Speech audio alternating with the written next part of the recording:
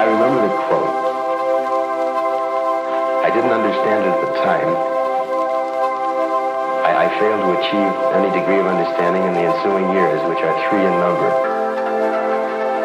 I presume Herb means that inherently you cannot be commercial and artistic.